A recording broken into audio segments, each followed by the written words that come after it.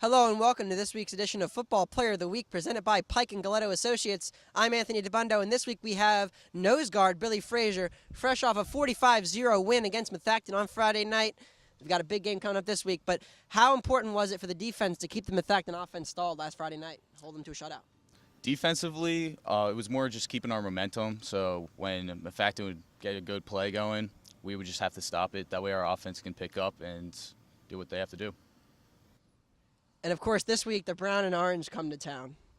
We won't say exactly who that is, but I think all of you know who the Brown and Orange are. Last week, of course, huge game. We got a 28-14 win. This year, they're coming back. It's not quite the Pac-10 championship like it was last year, but this year, what kind of atmosphere are you anticipating Friday night, 7 o'clock? It's not the Pac-10 championship, but I expect the same outcome. We have a lot of new interesting things going with our shirts and the student section coming on during the pregame, so we're looking forward to that. But I expect a big student section from our school and from PV, so we'll see. So reports are that their receiver, Justin Jaworski, isn't going to play. Is that affecting your game plan? And also, of course, your job as the nose guard is to rush the passer. So how important is it for you guys to get to Steven Sturm, who's the all-time passing record leader in the Pac-10? Well, yeah, Jaworski is hurt, and it does affect our game plan slightly as far as D-backs go, but defensive line-wise, not so much. I feel that it will help us get to Sturm quicker because he has to go through his reads a little bit more, I suppose.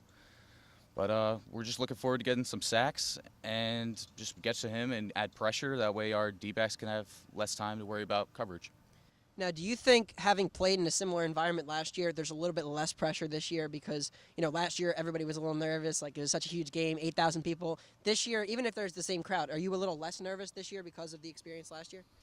Not really. Maybe for people that have been playing or starting since sophomore year, but like big games are big games. We're still gonna have a little bit of like that in the back of our minds, but hopefully we'll come through. And as for next year, what are you planning on doing, major-wise in college, and where are you looking as far as schools go? So I'm looking around at Penn State, Pitt, and other big schools in the Big Ten mostly because I want to go to a school that has a big football team, not to play on, but just something to look forward to, like the games on Saturday nights.